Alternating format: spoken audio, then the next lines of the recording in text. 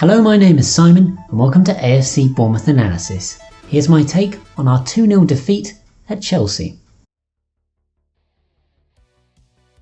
The good was that for about 17 minutes we didn't go toe-to-toe with Chelsea, but we certainly gave them a good game. We had a great defensive shape with new signings, Lerma and Rico looking particularly solid. Obviously they had small problems with their games, but overall they looked like they could fit into the team and offer a lot more than the previous players that were in their place could, or at least an upgrade. Obviously Rico is a lot younger and faster than Daniels, so I imagine he'll be a left back. If not straight away, long term he will be. And Lerman looks like a very good, if not Arta replacement, a good player to have in the midfield just to solidify everything up.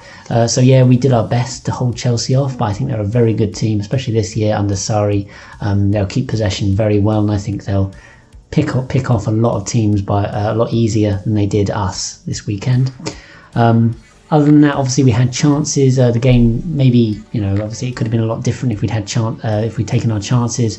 The most obvious ones being Wilson from pretty much a few yards out, not connecting correctly with a brilliant ball across the box from Rico, and the other one was Ake, a ball just flashing at him from a corner, and he literally couldn't put it in from a few yards out. So we definitely had our chances, and overall it was a positive day despite the loss.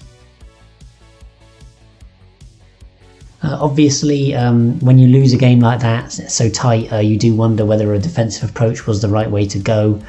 Chelsea do play very centrally through the middle of you, so I think it was a good idea playing 3 centre-backs and two wing-backs that pull back into a 5 sometimes. So I definitely think it was the right way to go. It just didn't work out. I think if we played an open game, I think Chelsea might have picked us off. They're not the team they were last season when we beat them 3-0, and it's foolish to see them as anything like that side. And also, we took our chances yesterday we didn't. But yeah, I think there were definitely things we can work on. Other than that, we didn't take our chances. We need to be more clinical. The ugly, I would say, is a bit harsh on Ake, who obviously has been superb, but his miss from a few yards out was shocking, to say the least.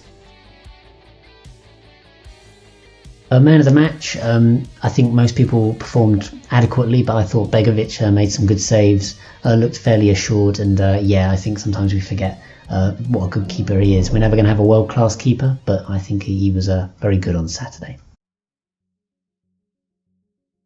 A couple of people got in touch, both on Twitter, the first being Lorenzo AFCB, who said, "As already tweeted before, Eddie was too slow with subs and ineffective, which I believe is one of his few weaknesses.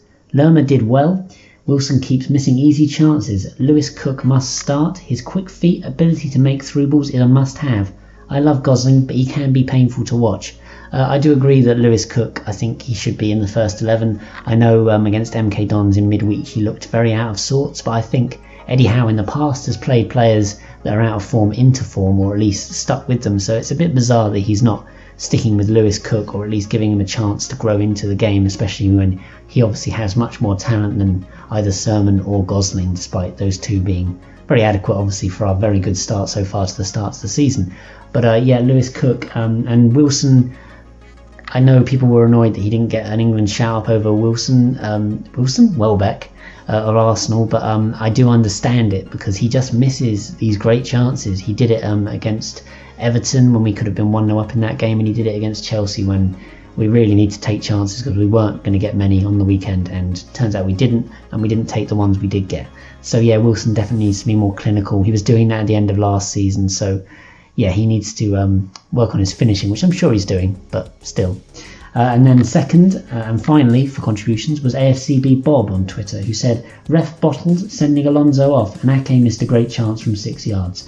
The Alonso incident, I did mean to talk about that. It looked like he should have received 2 bookings. He should have been sent off before Chelsea scored their first goal, and he played a large part in Pedro scoring that goal. So yeah, there is a bit of injustice there. I don't know, and there was a couple of obvious, what looked very clear penalties to me, a shove on Fraser for one. So yeah, we didn't get particularly great decisions going our way. But overall, I think Chelsea deserved to win if you look at the stats. But you've got to feel a bit aggrieved as a smaller club when you don't get a completely objective refereeing performance. But that's all for this video. I wanted to keep it fairly short, but the first defeat of the season, but I definitely think there's a lot in that performance that we can take moving forward. I think playing like that, we'd beat most of the teams that will finish in the bottom half of the table. So hopefully we can learn from it and get better.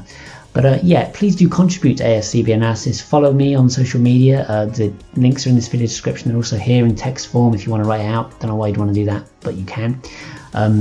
Subscribe to this channel, get notifications when a new video will land, because I occasionally do previews, mostly just reviews, but previews every now and then. Obviously we've got an international break, so I may be doing a special list video, the 5 best Bournemouth away days, stuff like that. So follow the social media accounts and you'll find out, and you can contribute too. But yes, thanks so much for watching, and up the cherries in all departments.